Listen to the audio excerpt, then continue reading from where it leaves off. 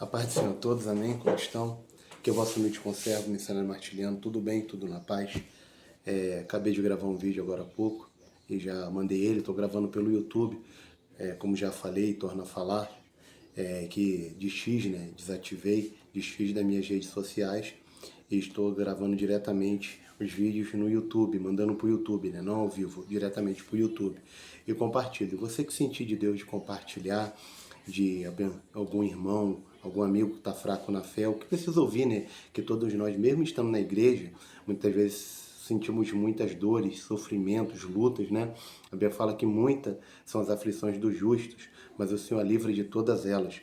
Então, o que acontece? Muitas vezes a gente passa muita luta, muita dificuldade, problemas, problemas familiares, aquele que é casado, filho, mulher e vice-versa, doenças, problemas materiais, financeiros, problemas de saúde, problemas que agravam várias áreas da vida. Então, muitas das vezes, as pessoas se sentem fracas, debilitadas, né? Tanto é que ali em Joel 3,10 fala: diga ao fraco, eu sou forte, Deus é forte. Então, muitas das vezes a gente se sente debilitado, fraco, carente, necessitado de um amigo, de uma pessoa que nos estende a mão.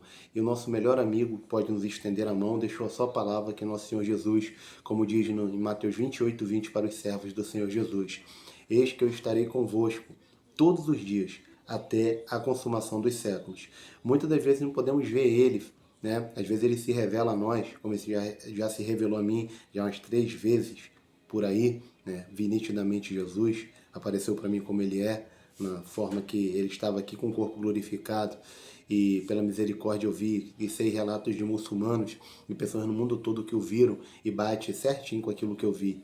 E até tem uma menina que é artista, que ela viu Jesus e desenhou Jesus, é uma americana. Então, realmente o que ela desenhou bate muito com o que eu vi.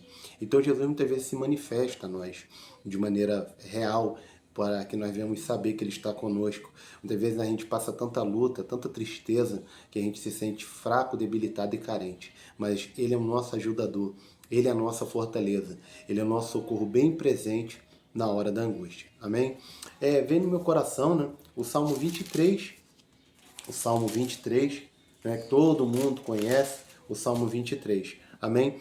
Eu vou ler ele para você e vou falar para ele para você em hebraico, né, que Deus tocou no meu coração. Né? O Senhor, meu pastor, e nada me faltará. Deitar-me faz em verdes pastos. Guia-me mansamente a águas tranquilas. Refrigera a minha alma. Guia-me pelas veredas da justiça por amor do seu nome. Ainda que eu andasse pelo vale da sombra da morte, não temeria mal algum, porque tu estás comigo. A tua vara e o teu cajado me consolam. Preparas uma mesa perante mim na presença dos meus inimigos. Unges a minha cabeça com óleo, meu cálice transborda. Certamente que a bondade e a misericórdia me seguirão todos os dias da minha vida, e habitarei na casa do Senhor por longos dias. Amém?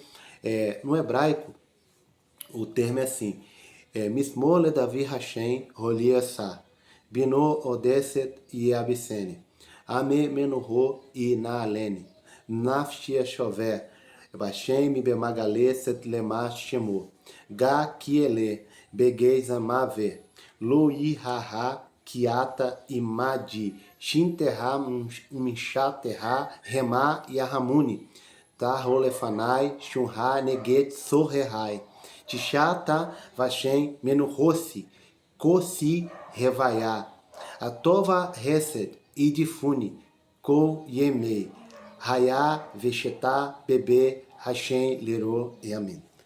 Amados, esse termo em hebraico, o Salmo 23 em hebraico, né, ele é um pouco diferente da tradução, que é a transliteração para o nosso idioma. Que nem o Senhor meu pastor e nada me faltará, já no termo hebraico, né, Mismole Davi, que é Salmo de Davi, ele fala Hashem Rolô Essa. Não tem essa ligação, o Senhor meu pastor e nada. É direto, o Senhor meu pastor, me faltará. Não é e nada me faltará. O Senhor meu pastor não faltará. É direto. O que quer dizer o Senhor meu pastor não faltará em hebraico? Significa que pelo fato dele ser o nosso pastor, aquele que cuida de nós como um pastor na figura de linguagem física, ele não podia abandonar a ovelha, deixar a ovelha sozinha, desamparar a ovelha. Por quê? Quando o pastor, pela madrugada, pegava as ovelhas, tirava do curral e levava para o campo para ela pastar, entre 3 e 4 da manhã, mas principalmente 4, pouca da manhã por aí, ele já liberava elas para pastar. A ovelha é um animal muito dócil, muito humilde, muito obediente. E eles não é um animal malicioso e até um pouco débil, né? Não tem maldade, malícia, é um animal muito dócil. Então, literalmente, a ovelha precisa do pastor para tudo, exceto para fazer suas necessidades, para comer e para andar, que ela sabe. A não ser quando ela se machuca, quando ela fica doente. Então, o pastor literalmente tinha que cuidar da ovelha quase igual uma criança. Por quê? Porque a ovelha, ela não tem aquela malícia, ela é bem dócil. Então, o primeiro ponto que o pastor tinha que fazer com a ovelha era tomar conta dela para que o lobo, os animais ferozes, né? Lembra quando Davi falou naquela batalha contra o gigante, em 1 Samuel 17, que quando ele foi batalhar contra Golias, aquele gigante filisteu, naquela colina, naquele vale, aí ele falou para Saul o quê? O Deus que me livrou a ovelha que eu tomava conta da boca do urso e do leão, também ele vai entregar esse circunciso na minha mão, porque ele não está lutando contra nós, é contra o Deus vivo, o Senhor dos Exércitos, Yahvé Sabaoth. Então, em hebraico. Então, amados, o que acontece? Quando Davi falou isso, é porque Davi de fato era pastor de ovelhas. Então ele sabia bem o que ele estava falando, de tanto tomar conta das ovelhas de seu pai Jessé. Então o primeiro ponto era livrar das ovelhas, era livrar do lobo, as ovelhas do lobo, perdão. Que o lobo ele vem o quê? Para devorar, ele é um animal carnívoro, ele é astuto, ele é malicioso e é voraz. E ali o leão também é outro animal voraz. O urso também é outro animal voraz, carnívoro, violento, forte. Depois do leão, o urso, em questão de ataque e força, é o segundo maior. Se depois do leão, quem seria o rei dos animais seria o urso, de tanta força que ele tem na mordida e no seu ataque. Ele é um animal terrível. Então o que acontece? Davi está falando porque a ovelha é débil, necessita de tudo. Então a Bíblia compara que Deus é o nosso pastor, ele não nos falta. Por quê? Por mais que você passe dificuldade, por mais que você passe luta, por mais que você passe aflição, por mais que você passe desespero, você pode não ver, mas tenha certeza, Jesus está contigo o tempo todo.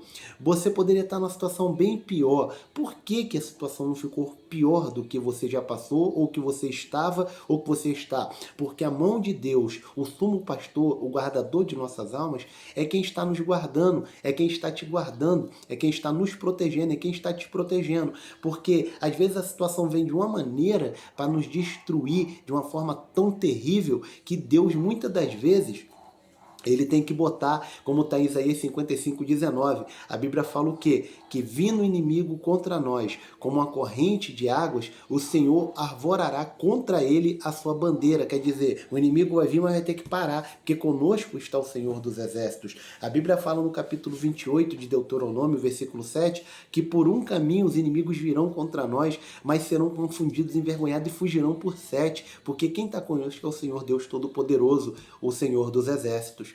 Então, a ovelha ele tinha que cuidar a ovelha do lobo, ele tinha que, quando a ovelha caía num buraco, ele tinha que ir lá resgatar a ovelha, tirar ela do buraco. Se quebrasse uma patinha, ele tinha que cuidar, e muitas vezes botar nas costas e carregar a ovelha durante quilômetros. É assim que Jesus faz conosco. Quantas vezes a gente diz, Senhor, eu estou fraco, eu já não suporto passar por essas dificuldades, eu já não aguento viver essa situação, essa tribulação, ainda mais cada dia que passa você tem visto que as lutas, a frieza, né, como está no capítulo 24, versículo 12 do Evangelho de Mateus, né, de Mateus, que diz que o amor de muitos se esfriaria por aumentar a iniquidade, que é o pecado consumado, que a pessoa já não está nem aí para nada, tanto faz como tanto fez, aquilo se torna natural, comum. Então é natural a pessoa matar, ela acha natural, é natural a pessoa roubar, é natural a pessoa sequestrar, adulterar, mentir, ela faz daquilo uma profissão de vida, de tal ponto que para ela é antinatural a pessoa ser honesta, é antinatural a pessoa ser correta, se torna antinatural ela a pessoa ser justa, se torna antinatural a pessoa ser fiel, ela acha que a pessoa é boba, é uma besta, é uma otária, porque a pessoa é correta, é honesta, é justa e procura praticar o que é certo. Chama a gente de bocó, principalmente a gente que é cristão, de bobo, de otário, de mané, mas nós sabemos, né? Tem um ditado que diz que o mundo é dos espertos, mas o céu é daqueles que obedecem a Deus, daqueles que andam segundo a sua vontade e o seu querer, segundo a sua palavra. Então, às vezes, pensamento, pessoas que põem a mente em nós, né, com pensamentos maldosos, maliciosos, Deus conhece, Deus sabe, Deus julga. É Deus quem peleja nossas guerras. Nós colocamos diante de Deus e Deus é quem faz a justiça.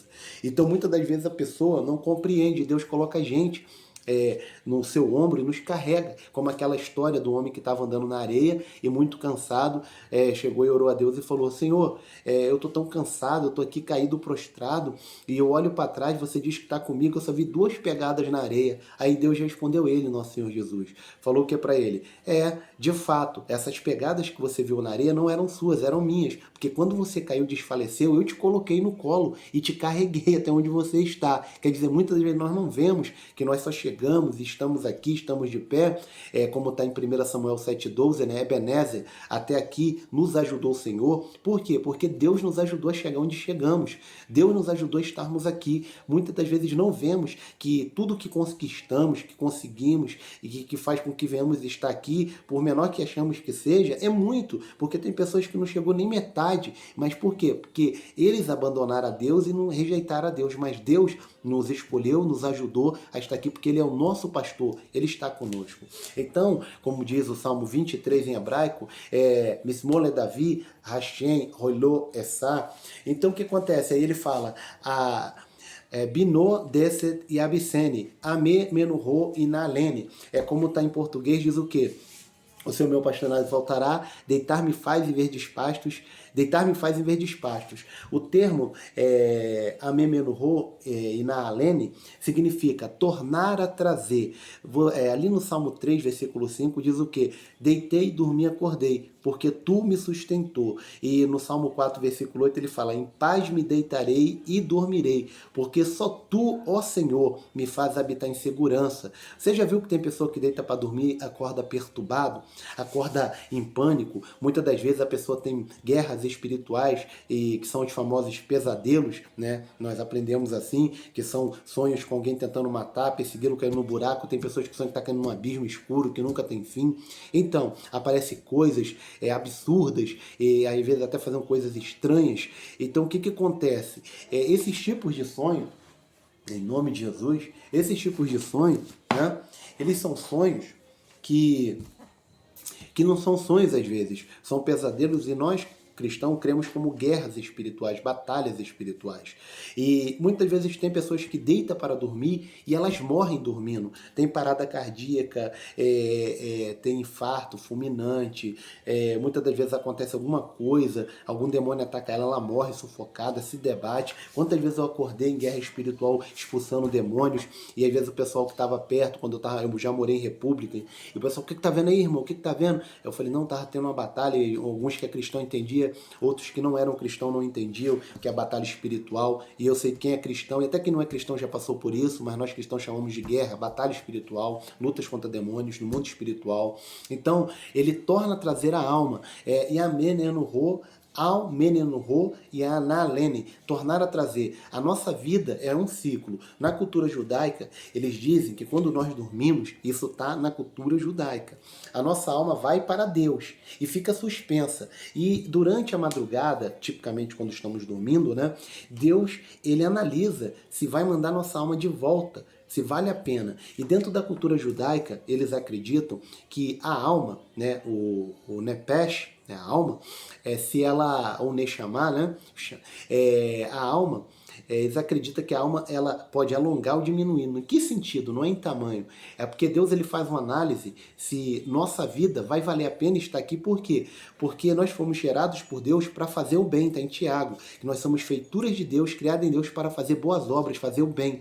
Então você pode ver que tem pessoas que fazem o mal e às vezes Jesus salva, e vivem longos anos, mas tem pessoas que fazem o mal e morrem cedo. Eu vi uma reportagem, tem um tempo, de um garoto de 13 anos que entraram na casa dele, acho que foi no Piauí, o Maceió, Alagoas, eu não me lembro bem, tá no YouTube, é só você pesquisar, e mataram um garoto. O garoto, com 13 anos, invadiram a casa da mãe, mataram. O garoto era envolvido com droga, com tráfico de droga, matava, assaltava, naquele estrupava, fazia coisas horrendas. Você imagina, a mãe viu um filho de 13 anos ser morto. Aí quando vai ver o histórico, a própria mãe e os vizinhos e todos falaram, esse garoto fumava maconha, cheirava pó, usava droga, assaltava, batia na irmã, batia na mãe, era horrível. Então o garoto morreu precocemente, morreu jovem. Mas por que Deus permitiu isso? Porque Deus analisou, viu que futuramente ele não ia melhorar, ele não foi criado para fazer o mal, mas fazer o bem. O inimigo usou, a alma dele foi ceifada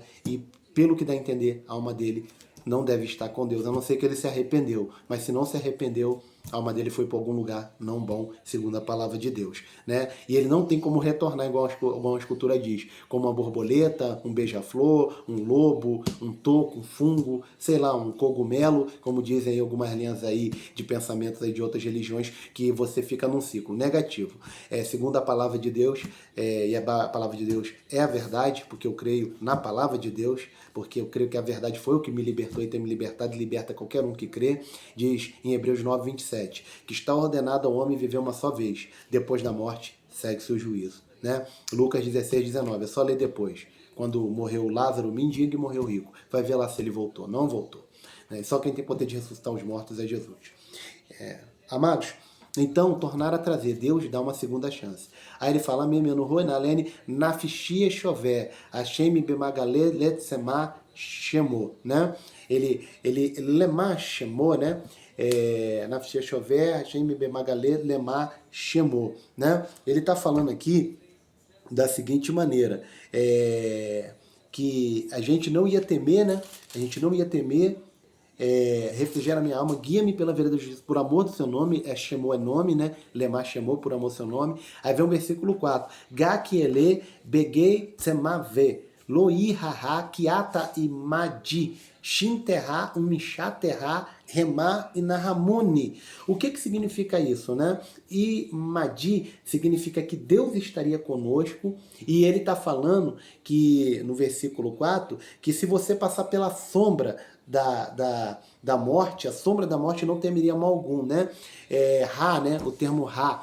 Ra significa mal, né? No sentido de Ra, e Loi Haha, maldade, aquele que faz o mal, de algo maligno, né? Como está ali no capítulo 17, 15 de João, ele fala assim, na oração sacerdotal Jesus, não peço que os tires do mundo, mas os livres do mal. A tradução no grego mal é maligno, né? Aquele que é perverso, aquele cuja essência, né? O seu caráter, a sua índole, todo o seu perfil é mal, não vê bondade, não vê coisas boas, só consegue ver coisa ruim, coisa negativa, não consegue ver coisa boa em nada, não consegue ver coisas legais, bacanas em nada, é ruim, é mal, perverso, cuja essência é má.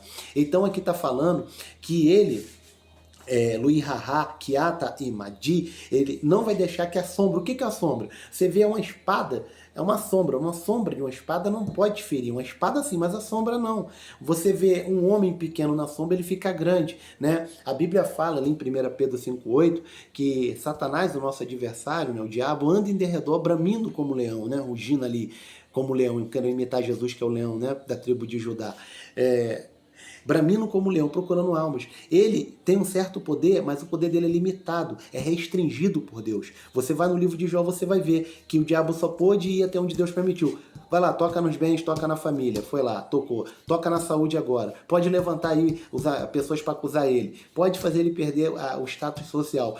Aí falou, não toca na alma. Resumindo, não tira a vida dele, não mata ele. O diabo não tem poder de tocar na alma de ninguém, a não ser que Deus permita, isso é no Antigo Testamento. Agora você imagina depois que Jesus morreu e ressuscitou e tomou a chave da mão de Satanás, que pelo pecado de Adão lá no Éden, deu acesso a ele fazer tudo aqui e ter poder aqui na terra. Mas claro, limitado, porque Deus deu um poder limitado a ele, porque todo o poder está com o nosso Deus, o nosso Senhor Jesus, amém?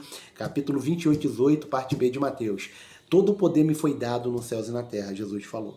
Então, amados, aí ele continua, né? Que a sombra, não tem mal algum, é porque tu estás comigo, a tua vara e o teu cajado me consolam, né? A tua vara e o teu cajado me consola. Lemat chamou, né? Gakele que atemadi, shinterram, chaterra, remar e a ramune, né? Quer dizer, a vara era usada para correção. O cajado era usado para quê?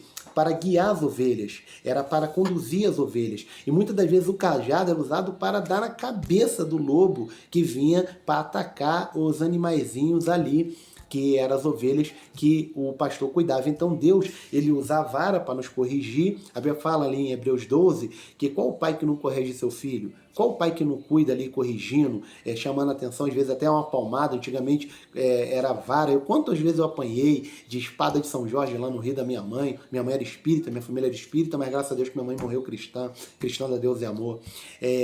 Espada de São Jorge, cabide, fio, corrente, o que tivesse na mão, panela. E eu não virei ladrão, não virei bandido, que hoje em dia não pode nem encostar na criança, que tem lei para tudo. E boa parte das pessoas que viveu da década de 70, 80, 60, até uma parte da década de 90, apanhava do pai e da mãe e não virava corrupto, porque isso é da índole do caráter, né? Mas Deus é maior.